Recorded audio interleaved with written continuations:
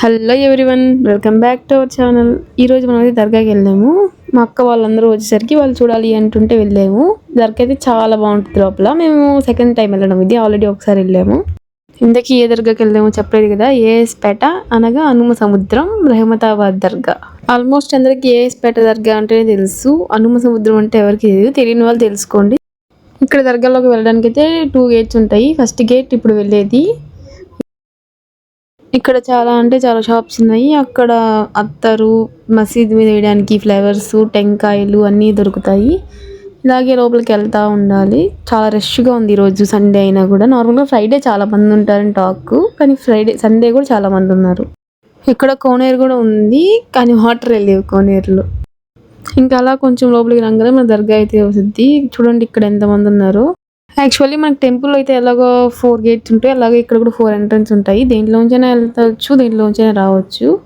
కానీ అందరూ ఒక ఎంట్రన్స్, ఇదే ఎంట్రన్స్ అని అనుకొని దాంట్లోంచి వెళ్తున్నారు. ఇక్కడ ఎండైతే మండిపోతుంది, మనకి ఇంట్లో ఉండి తెలియలే ఇన్ని రోజు.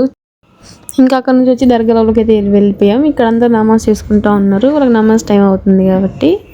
కానీ లోపలికైతే ఎవరిని వెళ్ళని, లేడీస్ని ఓన్లీ జెంట్స్ వరకే అలో అంట. అక్కడ లేడీస్ మాత్రం ఇక్కడ కనిపిస్తున్నారు కదా, ఇలాగా గోడల దగ్గర నించొని కూర్చొని నమాజ్ చేసుకుంటారు. లోపలికైతే పోనీరు, ఎవరిని పోనీరంట.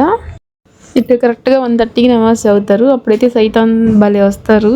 ఇప్పుడు కూడా ఉన్నారు, వాళ్ళలో చాలా మందికి ఉండొచ్చు, మేబీ నాకు తెలియదు. నార్మల్గానే ఉంటారు.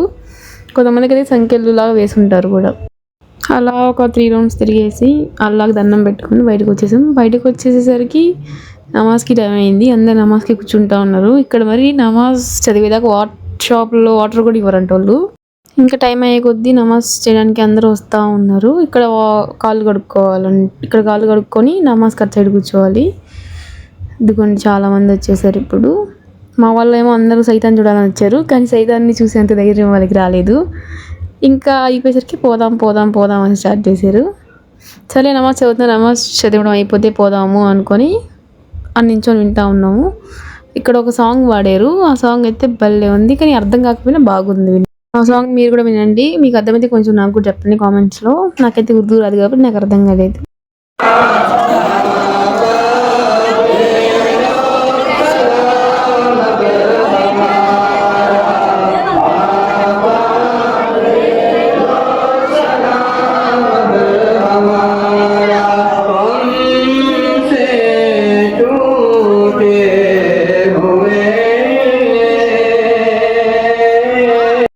ఇంకా మామూలు బాదం పాలు కావాలంటే బయటకు వచ్చి అలా బాదం పాలు తాగేసి మళ్ళీ లోపలికి వెళ్తాం.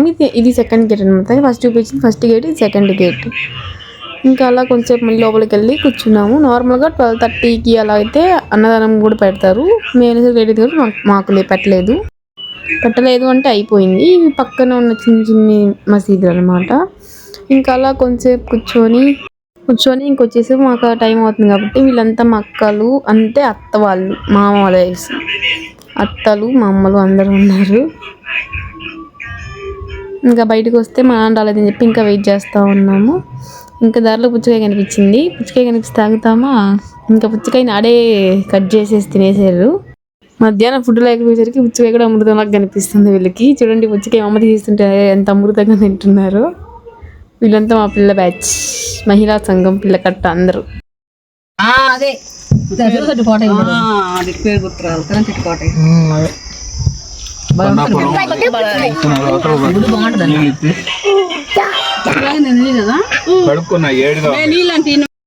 ఇంకా అలా అంతా ఎంజాయ్ చేసేసి ఇంటికైతే వెళ్ళిపోతున్నాం అనమాట. ఇది పెన్నా బ్యారేజ్.